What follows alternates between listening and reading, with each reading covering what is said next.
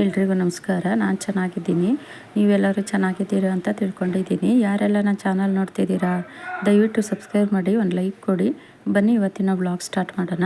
ಯಾರೂ ಲೈಕ್ ಮಾಡ್ತಾ ಇಲ್ಲ, ದಯವಿಟ್ಟು ಒಂದು ಲೈಕ್ ಮಾಡಿ. ನೀವು ಮಾಡೋ ಒಂದೊಂದು ಲೈಕು ನನಗೆ ಮುಂದಿನ ವೀಡಿಯೋ ಮಾಡೋದಕ್ಕೆ ಅನುಕೂಲ ಆಗುತ್ತೆ. ಇಲ್ಲಿ ನಮ್ಮ ಮನೆ ಹತ್ರ, ನಮ್ಮ ಮನೆ ಪಕ್ಕದಲ್ಲಿ ಮನೆ ಕಟ್ಟುತ್ತಾ ಇದ್ದಾರೆ. ಹಂಗಾಗಿ ಅವರು ಮೋಲ್ಡಿಂಗಿಗೆಲ್ಲ ರೆಡಿ ಮಾಡ್ತಾ ಇದ್ದಾರಲ್ಲ, ಹಂಗಾಗಿ ತುಂಬ ಸೌಂಡು, ಕ್ಷಮಿಸಿ. ನೋಡಿ, ಇದು ಡೇರೆ ಗಿಡ.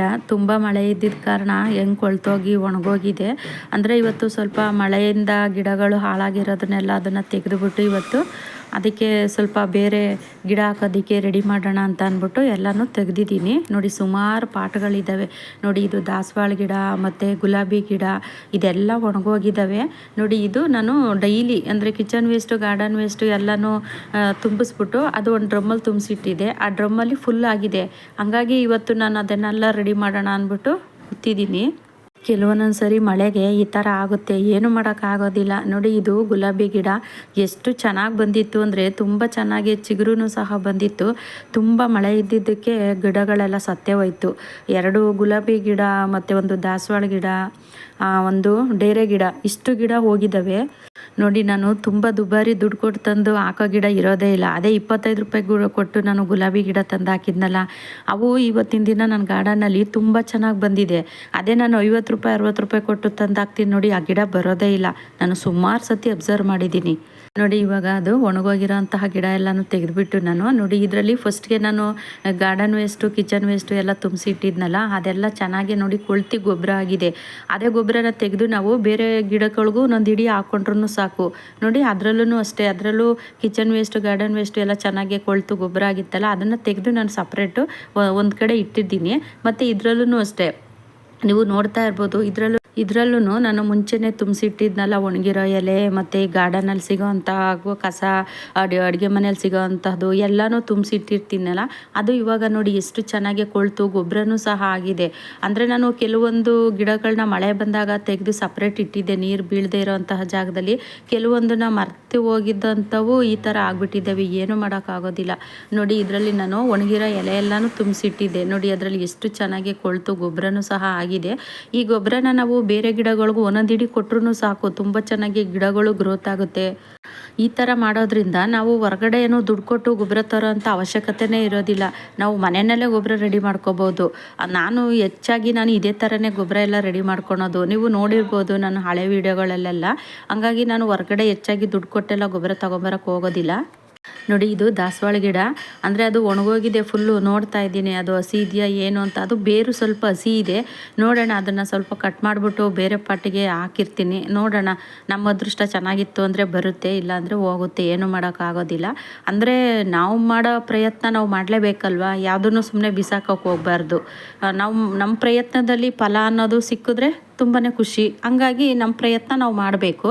ಕೆಲವೊಂದೊಂದು ಸರಿ ನಾವು ಗಿಡ ಸತ್ತೋಯ್ತು ಅಂತ ನಾವು ಬಿಸಾಕ್ತೀವಿ. ಅದನ್ನೇ ಮತ್ತೆ ಇನ್ನೊಂದು ಪಾಟಿಗೆ ಬೇರೆ ಯಾವುದಾದ್ರೂ ಚಿಕ್ಕ ಪಾಟಲ್ಲಿ ನಾವು ನೆಟ್ಟಾಗ ಅದು ಚಿಗುರು ಬಂದಾಗ ಎಷ್ಟು ಖುಷಿಯಾಗುತ್ತೆ ಹೇಳಿ. ಹಂಗಾಗಿ ನಮ್ಮ ಪ್ರಯತ್ನ ನಾವು ಮಾಡಬೇಕು. ನಾನು ಹೆಚ್ಚಾಗಿ ಸಾಮಾನ್ಯ ಬಿಸಾಕಲ್ಲ, ಅಲ್ಲಿ ಎಲ್ಲೋ ಒಂದು ಕಡೆ ಇಟ್ಟಿರ್ತೀನಿ. ಅದು ಚಿಗುರು ಬಂದು ಸುಮಾರು ಗಿಡಗಳೂ ಈ ಥರ ಆಗಿದ್ದಾವೆ ನನಗೆ. ನೋಡಿ, ಇದು ಈ ಕವರು, ಇದು ದಾಸವಾಳ ಗಿಡ ತಂದಿದ್ನಲ್ಲ, ಆ ಕವರ್ಗಳು. ನಾನೇನು ಈ ಥರ ಕವರಿಗೆಲ್ಲ ದುಡ್ಡು ಕೊಡೋದಿಲ್ಲ. ಸುಮ್ಮನೆ ಈ ಥರ ಕವರ್ಗೆ ದುಡ್ಡು ಕೊಡೋ ಬದಲು ನಾವು ಪಾಟೆ ತೊಗೋಬೋದು. ಅಂದರೆ ಆ ಕವರ್ಗಳೆಲ್ಲ ನಾನು ನರ್ಸರಿಯಿಂದ ತಂದಿದ್ದಂತಹ ಕವರು. ನೋಡಿ, ಇದು ಅಷ್ಟೇ, ಟೊಮೊಟೊ ಗಿಡ ಎಲ್ಲ ಅದು ಕಾಯಿ ಬಿಟ್ಟು ಆಗಿತ್ತು. ಹಂಗಾಗಿ ಅದನ್ನು ಸಹ ತೆಗಿತಾ ಇದ್ದೀನಿ. ಅದರಲ್ಲೂ ಆ ಚೀಲ ಎಲ್ಲನೂ ಹರಿದೋಗಿತ್ತು. ಅದು ಬಿಸಿಲಿಗೆಲ್ಲ ಒಣಗಿ ಚೀಲಗಳೂ ಸಹ ಬಾಳಿಕೆ ಬರೋದಿಲ್ಲ, ಹಾಳಾಗುತ್ತೆ. ಹಂಗಾಗಿ ನಾನು ಇವಾಗ ಅದನ್ನು ಎಲ್ಲ ತೆಗೆದುಬಿಟ್ಟು ನಾನು ಈ ಪಾಟ್ಗಳೆಲ್ಲ ರೆಡಿ ಮಾಡ್ತಾ ಇದ್ದೀನಲ್ಲ, ಅದರಲ್ಲಿ ನಾವು ಬೇರೆ ಏನಾದರೂ ಬೀಜಗಳು, ತರಕಾರಿ ಬೀಜ ಇಡ್ಬೋದು, ಇಲ್ಲ ಬೇರೆ ಏನಾದರೂ ಸಸಿಗಳನ್ನೂ ಸಹ ಇಡ್ಬೋದು. ನೋಡಿ, ಇದರಲ್ಲೂ ಅಷ್ಟೇ. ನೋಡಿ, ಅಲ್ಲಿ ಎಲೆ ಎಲ್ಲ ಎಷ್ಟು ಚೆನ್ನಾಗಿ ಕೊಳ್ತು ಗೊಬ್ಬರ ಆಗಿದೆ. ನಾನು ಯಾವುದೇ ಒಂದು ಗಿಡ ಇಡಬೇಕಾದ್ರೂ ಅಷ್ಟೇ ಫಸ್ಟ್ಗೆ ನಾನು ಈ ಥರ ಮಾಡ್ತೀನಿ. ಈ ಥರ ಗಾರ್ಡನ್ ವೇಸ್ಟು, ಕಿಚನ್ ವೇಸ್ಟು ಎಲ್ಲ ಫಸ್ಟೇ ತುಂಬಿಸ್ಬಿಟ್ಟು ಇಟ್ಟು ಆಮೇಲೆ ನಾವು ಗಿಡ ನೆಡ್ತು ಅಂದರೆ ಗಿಡಗಳು ಚೆನ್ನಾಗೂ ಹೆಲ್ದಿಯಾಗೂ ಸಹ ಬೆಳೆಯುತ್ತೆ. ಮತ್ತು ಅದಕ್ಕೆ ನಾವು ಎಕ್ಸ್ಟ್ರಾ ಗೊಬ್ಬರ ಹಾಕಬೇಕು ಅನ್ನೋಂಥ ಅವಶ್ಯಕತೆನೇ ಇರೋದಿಲ್ಲ. ಇದರಲ್ಲಿ ನಾನು ಬೆಂಡೆಕಾಯಿನ ಇಟ್ಟಿದ್ದೆ. ಅದರಲ್ಲಿ ಬೆಂಡೆಕಾಯಿ ಎಲ್ಲ ಸುಮಾರು ಬಂದು ಇವಾಗ ಅದು ಗಿಡ ಒಂದೇ ಒಂದಿತ್ತು, ಅದನ್ನು ತೆಗಿತಾ ಇದ್ದೀನಿ ನಾನು. ನೋಡಿ, ಆ ಚೀಲದಲ್ಲೂ ಅಷ್ಟೇ, ನಾನು ಅದರಲ್ಲೂ ನೋಡಿ ಎಲೆ ಎಲ್ಲ ಎಷ್ಟು ಚೆನ್ನಾಗಿ ಕೊಳ್ತು ಗೊಬ್ಬರ ಆಗಿದೆ. ನೀವು ಫಸ್ಟೇ ಗಿಡ ನೆಡಬೇಕಾದ್ರೆ ಈ ಥರ ಮಾಡ್ಕೊಳ್ಳಿ. ಈ ಥರ ಮಾಡೋದ್ರಿಂದ ನಮಗೆ ಮತ್ತೆ ಮತ್ತೆ ಗೊಬ್ಬರ ಹಾಕಬೇಕು ಅನ್ನೋಂಥ ಅವಶ್ಯಕತೆ ಏನೂ ಇರೋದಿಲ್ಲ. ಅಲ್ಲಿ ನೀವೇ ನೋಡ್ತಾ ಇರ್ಬೋದು, ಅದು ಎಲೆ ಎಲ್ಲ ಎಷ್ಟು ಚೆನ್ನಾಗಿ ಕೊಳ್ತು ಗೊಬ್ಬರನೂ ಸಹ ಆಗಿದೆ ನೋಡಿ ಅಲ್ಲಿ. ಅದೇ ಗೊಬ್ಬರನ ನಾವು ಬೇರೆ ಗಿಡಗಳಿಗೆ ಹಾಕ್ತು ಅಂದರೆ ಚೆನ್ನಾಗಿ ಗ್ರೋತ್ ಆಗುತ್ತೆ, ಹೆಚ್ಚಾಗಿ ಹೂವು ಸಹ ಈ ಎಲೆ ಗೊಬ್ಬರ ಮತ್ತು ಗಾರ್ಡನ್ ವೇಸ್ಟು, ಕಿಚನ್ ವೇಸ್ಟಿಂದ ಬಳಸೋಂತಹ ಗೊಬ್ಬರದ ಮುಂದೆ ಯಾವ ಗೊಬ್ಬರನೂ ವೇಸ್ಟೇ. ಯಾಕೆಂದರೆ ಇದರಲ್ಲಿರೋ ಅಂತಹ ಶಕ್ತಿ ಯಾವ ಗೊಬ್ಬರದಲ್ಲೂ ಇರೋದಿಲ್ಲ. ಅಷ್ಟು ಚೆನ್ನಾಗೇ ಈ ಗೊಬ್ಬರ ಚೆನ್ನಾಗಿರುತ್ತೆ ಗಿಡಗಳಿಗೆ. ನಾನು ಹೆಚ್ಚಾಗಿ ಇದೇ ಥರನೇ ಮಾಡೋದು. ನೀವು ನೋಡಿರ್ಬೋದು ನಾನು ಹಳೆ ವಿಡಿಯೋದಲ್ಲೆಲ್ಲ ನೋಡಿ, ಇದರಲ್ಲಿ ಅದು ನಾನು ಚಾಕುನಲ್ಲಿ ಎಲ್ಲನೂ ತೆಗಿತಾ ಇದ್ದೀನಿ ನೋಡಿ, ಎಷ್ಟು ಚೆನ್ನಾಗಿ ಗೊಬ್ಬರ ಆಗಿದೆ ಅಂತ. ಈ ಗೊಬ್ಬರದ ಮುಂದೆ ಬೇರೆ ಗೊಬ್ಬರ ವೇಸ್ಟ್ ಅಂತಲೇ ಅನಿಸುತ್ತೆ, ಅಷ್ಟು ಚೆನ್ನಾಗಿ ಗೊಬ್ಬರ ಎಲ್ಲ ರೆಡಿಯಾಗಿದೆ. ನಾನು ಇದನ್ನೆಲ್ಲನೂ ತೆಗೆದು ಒಂದು ಪಾಟಲ್ಲಿ ಎತ್ತಿಟ್ಟಿರ್ತೀನಿ. ಆಮೇಲೆ ನಮಗೆ ಬೇಕಾದಂತಹ ಗಿಡಗಳಿಗೆ ನಾವು ಹಾಕೋಬಹುದು. ಇದರಲ್ಲೂ ಅಷ್ಟೇ ಎಷ್ಟು ಚೆನ್ನಾಗಿ ಗೊಬ್ಬರ ಆಗಿದೆ ಅಂದರೆ, ಅದರಲ್ಲೂ ಹೊಸದಾಗಿ ಗಾರ್ಡನ್ ಶುರು ಮಾಡೋರಿಗಂತೂ ಈ ಥರ ಮಾಡೋದ್ರಿಂದ ತುಂಬ ಚೆನ್ನಾಗಿ ಅನುಕೂಲ ಆಗುತ್ತೆ ನೋಡಿ. ನಾನು ಫಸ್ಟೆಲ್ಲ ಇದೇ ಥರನೇ ಮಾಡ್ತಾ ಇರೋದು. ಇತ್ತೀಚೆಗಷ್ಟೇ ನಾನು ಒಂದು ಸ್ವಲ್ಪ ಗೊಬ್ಬರಗಳನ್ನ ತರ್ತಾ ಇರೋದು. ಫಸ್ಟೆಲ್ಲ ನಾನು ಯಾವುದೇ ರೀತಿ ಗೊಬ್ಬರಕ್ಕೆಲ್ಲ ದುಡ್ಡು ಹಾಕ್ತಾನೇ ಇರಲಿಲ್ಲ. ಅಂದರೆ ನನಗೆ ಗಾರ್ಡನಲ್ಲಿ ಸಿಗೋವಂತಹ ಕಿಚನ್ ವೇಸ್ಟು ಮತ್ತು ಗಾರ್ಡನ್ ವೇಸ್ಟು ಇದನ್ನು ಬಳಸೇ ನಾನು ಗಿಡಗಳನ್ನ ಬೆಳೆಸ್ತಾ ಇದ್ದಿದ್ದು ನೋಡಿ. ಅಲ್ಲಿ ಡ್ರಮ್ಮು ಫುಲ್ ಆಗಿತ್ತು. ಅಂದರೆ ನನಗೆ ಗಾರ್ಡನ್ ಗುಡಿಸ್ದಾಗ ಎಲ್ಲ ಒಣಗಿರೋ ಎಲೆ ಈ ಥರ ಎಲ್ಲ ಸಿಗುತ್ತಲ್ಲ, ಅದನ್ನೆಲ್ಲ ನಾನು ಅದರಲ್ಲಿ ತುಂಬಿ ಸ್ಟೋರ್ ಮಾಡಿ ಇಟ್ಟಿರ್ತೀನಿ. ಅದರಲ್ಲೇ ಅರ್ಧ ಕೊಳ್ತೆ ಹೋಗ್ಬಿಟ್ಟಿರುತ್ತೆ. ಹಂಗಾಗಿ ನಮಗೆ ಈ ಥರ ಮಾಡೋದ್ರಿಂದ ಬೇಗನೂ ಸಹ ನಮಗೆ ಗೊಬ್ಬರ ರೆಡಿ ಆಗುತ್ತೆ. ನಾನು ಅದೆಲ್ಲ ತುಂಬಿ ಇಟ್ಟಿದ್ದಾಗ ಇವಾಗ ಅದು ಫುಲ್ ಆಗಿತ್ತಲ್ಲ, ಮತ್ತು ಇದು ಪಾಟ್ಗಳೂ ಖಾಲಿ ಇತ್ತು. ಹಂಗಾಗಿ ಮತ್ತೆ ಇದಕ್ಕೆ ನಾನು ಗಾರ್ಡನ್ ವೇಸ್ಟು, ಕಿಚನ್ ವೇಸ್ಟ್ ಎಲ್ಲನೂ ತುಂಬಿಸಿ ಇಡ್ತೀನಿ. ಆಮೇಲೆ ನಮಗೆ ಯಾವುದೇ ರೀತಿ ಗಿಡಗಳೇನಾದರೂ ಬೇಕು ಅಂದರೂ ನಾವು ಇಟ್ಕೋಬೋದು, ಇಲ್ಲ ತರಕಾರಿ ಬೀಜನಾದ್ರೂ ಸಹ ಇಡ್ಬೋದು. ಆವಾಗ ನಾವು ಎಕ್ಸ್ಟ್ರಾ ಗೊಬ್ಬರ ಹಾಕೋವಂಥ ಅವಶ್ಯಕತೆ ಏನೂ ಇರೋದಿಲ್ಲ.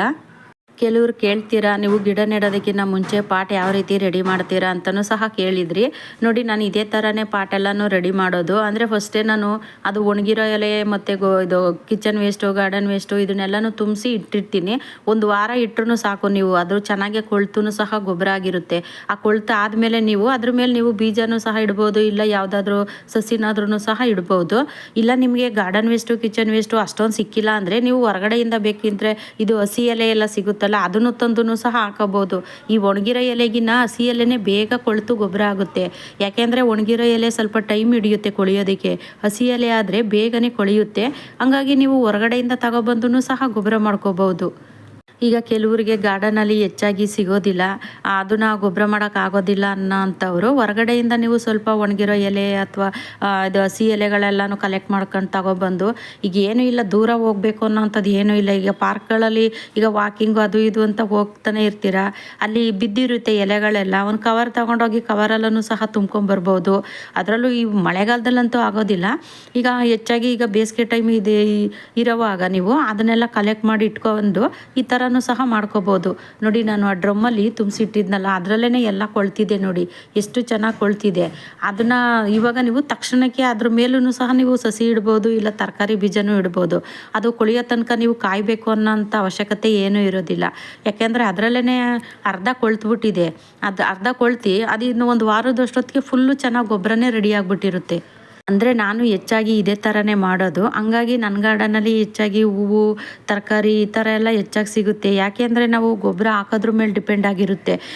ಇವಾಗ ನಾನು ಗೊಬ್ಬರಕ್ಕೆ ದುಡ್ಡನ್ನು ಸಹ ಯಾವುದೇ ರೀತಿ ಹೆಚ್ಚಾಗಿ ನಾನು ಕೊಡೋದಿಲ್ಲ, ಇದೇ ಥರನೇ ಮಾಡೋದು ನೋಡಿ. ಅಲ್ಲಿ ನೀವು ನೋಡ್ತಾ ಇರ್ಬೋದು, ಆ ಡ್ರಮ್ಮಲ್ಲೇ ಎಷ್ಟು ಮುಕ್ಕಾಲು ಭಾಗ ಕೊಳ್ತೋಗ್ಬಿಟ್ಟಿದೆ. ಅದು ನಾನು ಒಣಗಿರೋ ಎಲೆ ಮತ್ತು ಗಾರ್ಡನಲ್ಲಿ ಸಿಗೋ ಅಂತಹ ವೇಸ್ಟು ಇದನ್ನೆಲ್ಲ ಹಾಕಿ ಇಟ್ಟಿರ್ತೀನಿ ಆ ಡ್ರಮ್ಮಲ್ಲಿ.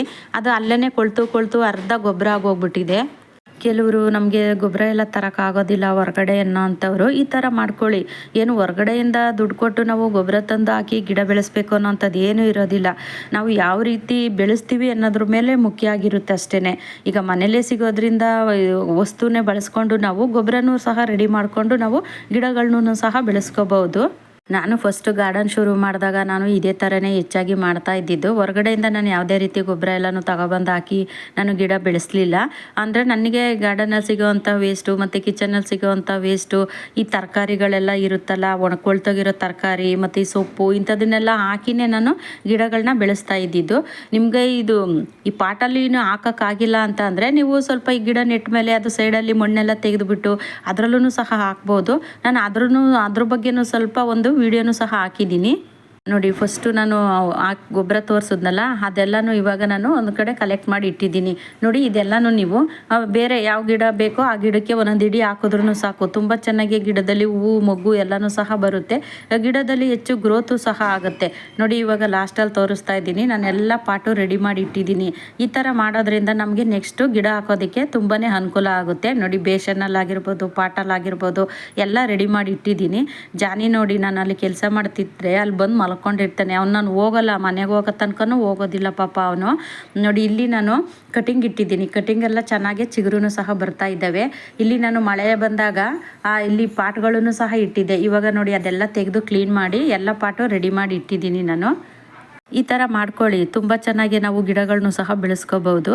ನೋಡಿ ಅಲ್ಲಿ ಜಾನಿ ಏನು ಮಾಡ್ತಾ ಇದ್ದಾನೆ ಅಂತವು, ಹೋಗಲ್ಲ ಅವನು ಮನೆಗೆ, ನಾನು ಮನೆಗೆ ಹೋಗೋವರೆಗೂ ಅವನು ಹೋಗೋದಿಲ್ಲ. ಈ ವಿಡಿಯೋ ಇಷ್ಟ ಆದರೆ ಒಂದು ಲೈಕ್ ಮಾಡಿ, ಹಾಗೆ ಸಬ್ಸ್ಕ್ರೈಬ್ ಮಾಡ್ಕೊಳ್ಳಿ. ಮುಂದಿನ ವಿಡಿಯೋದಲ್ಲಿ ಸಿಗ್ತೀನಿ. ಎಲ್ರಿಗೂ ಟೇಕ್ ಕೇರ್, ಬಾಯ್.